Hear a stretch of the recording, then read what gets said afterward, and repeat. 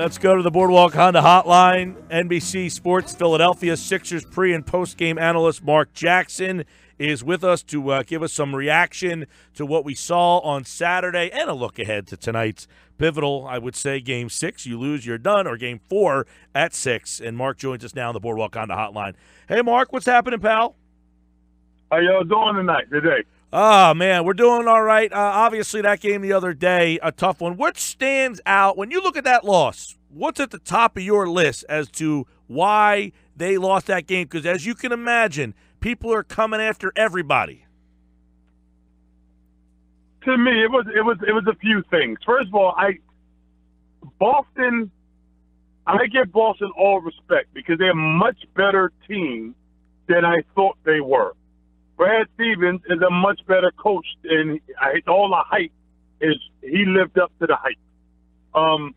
For me, the turnovers some of the decision making that went on in that game bothers me a little bit. Mm-hmm. So, those turnovers, I would prefer who was making a pass on a few of those turnovers. It was things that let's not overthink things. Let's make it more simplified. Let's break these down a little bit because I agree with you to some extent. The Redick play that he turns the ball over, he appeared to say, I didn't know the play.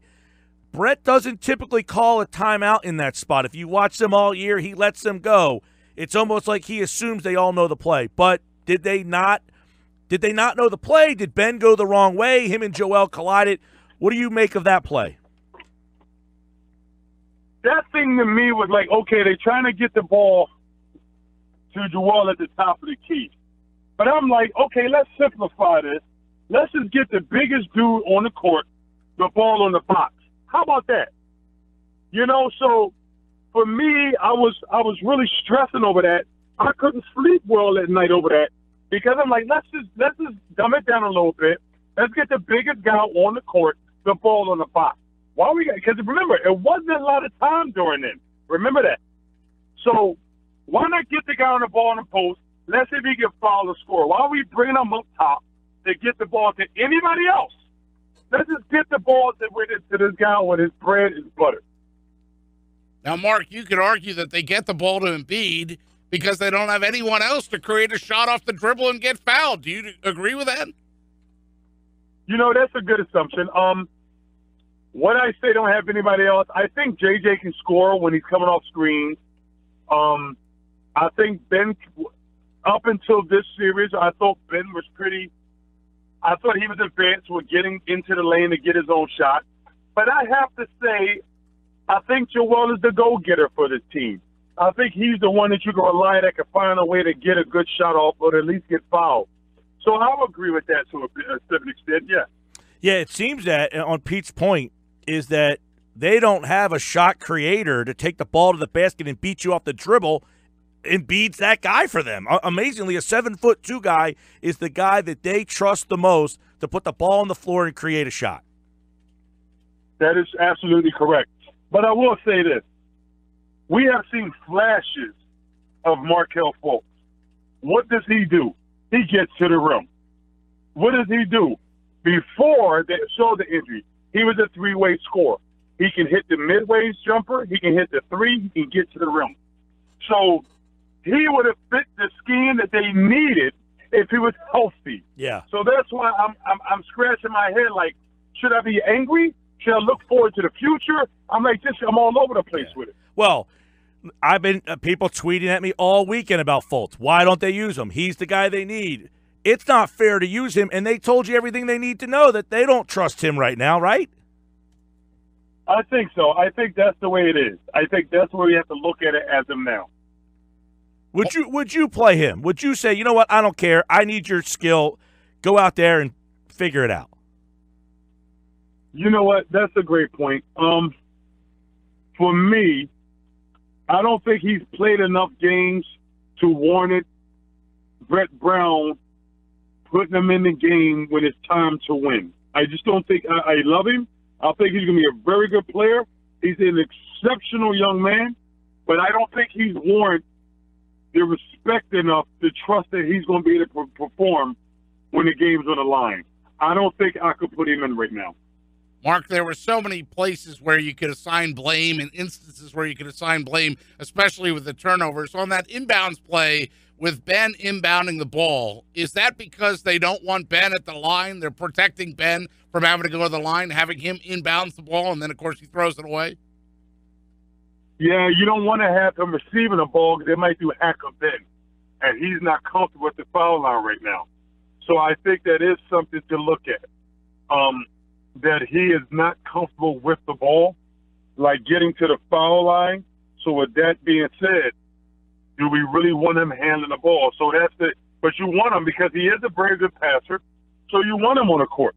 And that's what they try to do. They wanted to make him a passer, and it just didn't work out. But you cannot have him receiving the ball because if he gets fouled, we don't know what happened.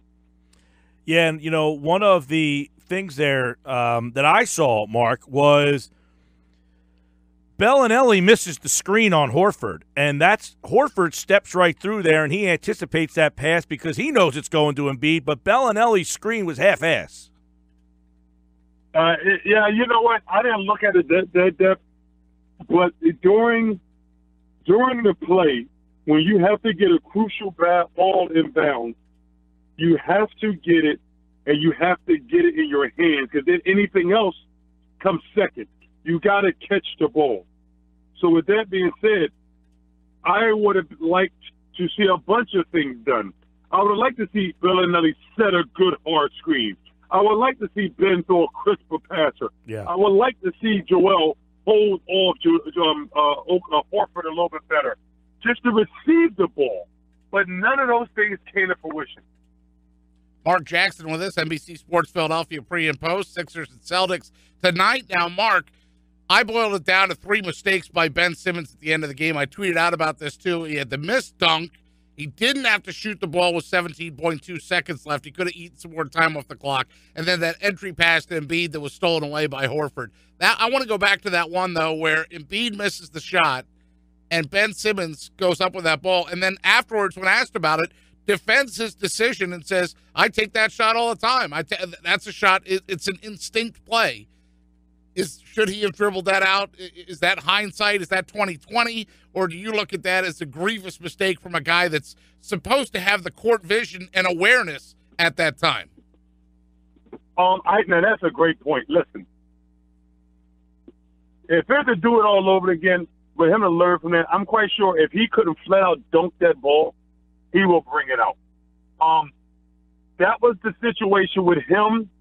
Wanting to hurry up and get the ball off without being fouled, and him it didn't hit him quickly that it was another thing to do other than just go up because that's your natural instinct. But I think he rushed it a little bit because he don't feel comfortable at the free throw line. So I think he rushed it a little bit. He didn't want to get fouled. And 2, I think if you don't have a cold hard dunk, you gotta bring that ball out. So I think that I don't say this often enough, and I don't think I ever have, but that was a young mistake. That was a young mistake of him not being of age and not having a lot of experience. So, of course, he's not able to finish at the rim, and I went back and looked at David Murphy from the Philadelphia Daily News, broke down all the play-by-plays. That may be the biggest problem for the Sixers in this series, right? Their repeated failure to finish at the rim. They missed 14 shots on Saturday within 4 feet of the basket, and you wouldn't think that's huge until you look at the Celtics and see that they both had 17 makes. Boston had 17 out of 21. The Sixers had 17 out of 31. They can't finish at the rim, Mark. I agree. They are struggling finishing around the rim. But Boston makes it difficult. It's not like nobody's on the court that sticks out there by themselves. Boston's doing an extraordinary job. They're living up to the hype of being a tremendous defensive team. So it's making it hard for the Sixers. But I really believe that the blueprint's been out. If they don't hit shots and Ben is not getting a lean, they're not as a great team as we originally thought they were going into this playoff. So with the game on the line tonight, I'm really tempted to see if Ben finds a way to get in the lane and score, if everybody else seems to contribute in the shooting, and if Joel keep being Joel. There's a lot of things got to come to fruition, but on the other end of that, we did an outstanding job of shutting Horford down, not letting him get involved in the offense, And Terry Rozier had a good game, but he didn't kill us like he did the first two games. Hey, Mark, was it, I don't want to say troubling is the right word, but they went one-on-one with Embiid virtually the entire game. They just said, look, you can throw the entry pass down in the paint, but they didn't double Joel the whole game. And, yeah, he had 26 shots, 10 for 26, meaning he was not able to really have his way with Aaron Baines and Al Horford. You know what? He was he played good to me. He did. What did he dominate? I thought he was very good. He didn't play his best game ever because of preferring the field goal percentage, but I thought he was good. I did. Could he do better? I think with this game coming in, I think he'd be a lot better. If they give him that amount of one-on-one attempts, I'm quite sure Joel's going to be 20 times better than what he was. I think with every game, with every week, with every day, he can get more rhythm. He can get better and better to how he was before his injury. Mark, when the game was done on Saturday, Stephen A. Smith went on national television and said that Brett Brown has cost them all 3 games. Would you agree with that? What role has Brett had in these losses? Yeah, I seen that. I seen that by Stephen A. He called it criminal. Yeah, to me it was eye-opening. I believe that Coach Brown had a couple of mistakes he made that he would probably do over. But I don't think Coach Brown has caused this team 3 losses. Coach Brown's job is to put this team in a place to succeed, and it's up to the players to get it done. These guys are on the court. They are the players. So I know they say players get credit for wins, coaches get credit for losses. But I disagree with that in this scenario. I really believe these players could be playing better. I really believe if Ben had been playing like he was previous to this year, this team would be up 3 games to none. I really believe if Joel didn't have that injury and he's trying to get his legs and rhythm back, he would be more of a dominant force than he already is. So I'm not going to say Coach is the reason why this team is 0-3 right now. If they could make some adjustments. See, we were talking about this before you came on, Mark, on the offensive end of the ball. Okay, they got to make adjustments. The problem is that offense is so one-dimensional. We're starting to see that. They don't have the scorer, the slasher. If they're not shooting threes, it's enter the ball to Joel. So what kind of adjustment can they make on offense with the personnel they have? They don't really have the personnel to make a lot of adjustments on offense. What would you adjust offensively? I'm going to get the ball out of Ben's hand. I'm going to put the ball in Dario's hand, and let's see if we can get something with Ben going towards the rim. I know Ben is a primary ball handler, but I think if we can kind of bring that ball up, put that ball in another 6'10" playmaker's hand to Dario, and maybe get a 2-man game with Ben and Joel off the ball, he don't have to have it on his hand. I think that's one thing we could do. I think that's an adjustment that can open things up a little bit. I'll be looking forward to that. How about defensively? Now, I got into it with a guy the other day. He says their offense has let them down. I think their defense has let them down. Where do you stand? I think it's in both. I think we haven't had a consistent game with Ben and Joel doing anything, as well as Bellinelli and JJ shooting the lights off the ball. And let's keep this in mind. I think we can get much better play out of our power forward. Dario and Ilyasova, and we all know Dario's my man. We all know that. But I think we can get much better play. Respectfully, every game has been better, but I think we can get much more out of them. So with that being said, defensively, I thought we did a heck of a job on Horford the first half. But I think second half, we had a letdown. I think Rozier has not been getting off like he was the first 2 games. Tatum and Jaylen Brown was in foul trouble game 3. He was in foul trouble. We didn't capitalize on that. So I think there's plenty of things we can do. I think it's been a letdown on both ends of the floor, but I truly believe that the 76ers have enough talent where they can take a win today and play and chip away 1 game at a time. I'm not just saying that because I work for the Sixers and NBC Sports. I'm not saying that. I'm saying it because it's a fact. We have a very good ball club that is capable of chipping away 1 game at a time. Now, can they win 4 straight? That's a very tall order to ask, but I think it's doable with this team. One thing that we've kind of been harping on is people say, I don't want to hear youth is the excuse. I'm not giving youth as the excuse, but I will say experience is a factor. I don't care how young you are. If you play, Boston has young guys, but they have been in the playoffs. How much do you think experience is showing that Boston has it and Philly? Yes, Philly has a couple of role players who have been in the playoffs, but their top-level guys, the guys they lean on, have not. How much of that is that a factor? I agree. Listen, we need better play out of everybody. We need better play out of Dario. We need better play out of Ilyasova. We need extreme better play out of Ben. But I think this team is capable of doing that. They have the parts. They do. They have the parts. They just got to put them together. Mark, how about coaching? Do you think the coaching is different in the playoffs for the NBA coaches? Do you think that Brett Brown is getting a real hard lesson in education in that, hey, this is a little different than the regular season? Yes, I think it is much different. I think Brett Brown is getting a crash course on it. You know, the game is about adjustment. But when you play on a team, that many times in a row, they pretty much scouted every play you like to do.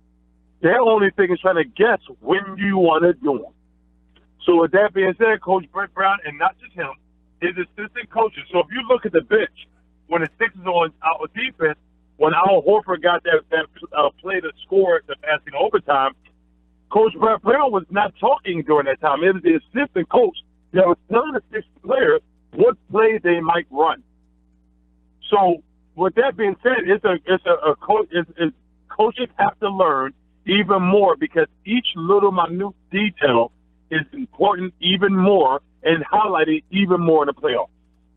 Hey, Mark, Justin Anderson played 5 minutes and 16 played 5 minutes in game one. He's their defensive stopper. We haven't seen him since. Is he the answer to try and slow the Celtics down? We were asking for him the other day when we had John. Where's Justin Anderson been? Brett Brown's been reluctant to go to that bucket, if you will, or to that option, if you will. Is Justin Anderson the answer to slowing the Celtics down? I think the way Rocco played,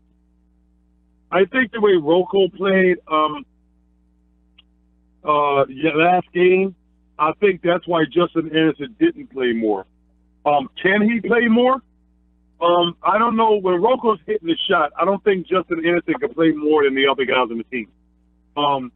Because I think his best attribute is his defense.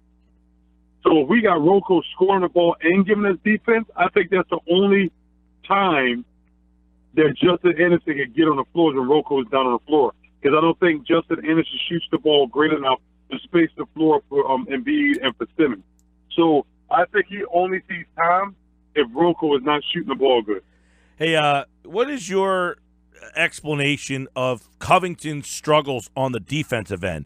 He's been getting beat a lot, and then it seems that Boston has realized that he has problems recognizing the screens and the switches, and he's, I saw multiple times where he's getting screened, and him and Ben Simmons are standing next to each other. They don't know where to go. It seems that there's either a lack of communication or they don't have a real good understanding of where they're or how they're supposed to, get off of those screens.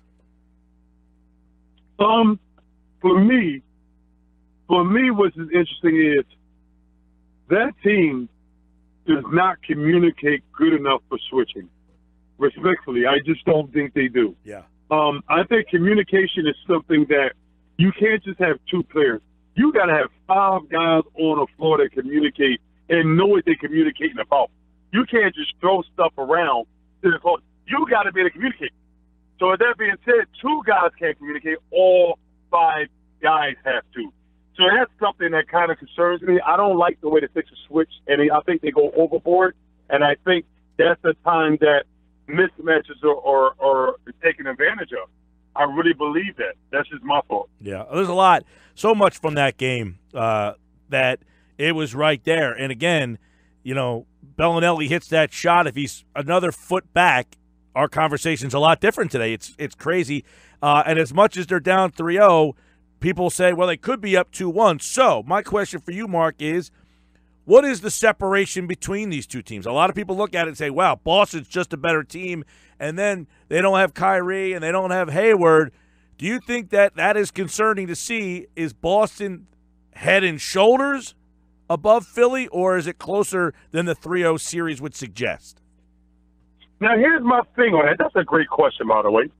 Here's my thing with that. I really believe Sixers is going to kill Boston this year. I really did. I'm looking at their roster. I'm looking at their shooting. I'm looking at all these things, and I'm saying they cannot beat the Sixers in 7 games. Sixers are a better team. I thought they were playing better. They have more talent. But now after watching this, I don't know what to think. I still don't think that they have better talent than the Sixers now. And they got the Sixers down 3-0. Can you imagine what Hayward and Irving get back? So with that being said, I'm like, although you can make a case that Rozier offensively is matching Kyrie, but he's a hell of a lot better defensively than Irving. I agree. So think about that. Your guy, your main guy is out hurt, and his backup is playing outstanding basketball. So now, if I'm the Sixers, so here it is. Let's say this role. Let's say the Sixers come back and they win 4 games in a row. Let's just say that, right? Let's say that. That'd be historic. They do that, right? 129-0. It'd be, history is made to be broken, right? Yep. No matter what, you still scratch your head like, man, we got to make some moves. Because we cannot beat this team. We'll be not even in the same ballpark with them when they get Hayward and Kyrie Irving back. Right. So now something has to be done in the offseason, boosted the 76ers roster. Think about it. This team has opened the eyes of not just the fans, but the management, the coaching, everyone in the Sixers organization. Everyone. So changes got to be made. Some things have to go happen. Right, and I think the first thing they're seeing is, hey, we drafted a guy number 1 overall to add this skill set, and that's a skill set we're really lacking. Bingo.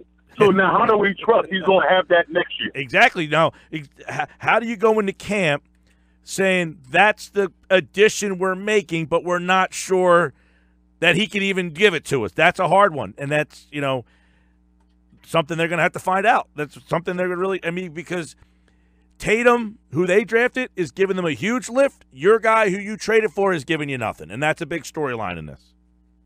And one thing that NBA front offices don't like is to be overshadowed and think they got duped by somebody. Ooh. Right now, the way Tatum is playing is making it look like we might have got duped, and they knew something about folks that's why they wanted Tatum over them. So it makes the Sixers front office like, whoa, we got our duped here. Like maybe they knew Tatum was up this much better, and we didn't do our evaluations as good. So everybody got to think about that. Yep. Marc Jackson tonight on television, NBC Sports Philadelphia with pre, post, end game, and always kind enough to join us here on the Boardwalk Honda Hotline. Mark, I felt a little short the other day. I came up to your armpit. Yeah, it's okay. Everybody can't be 6'10". All right, Mark. We'll talk soon, pal. Have a good one, guys.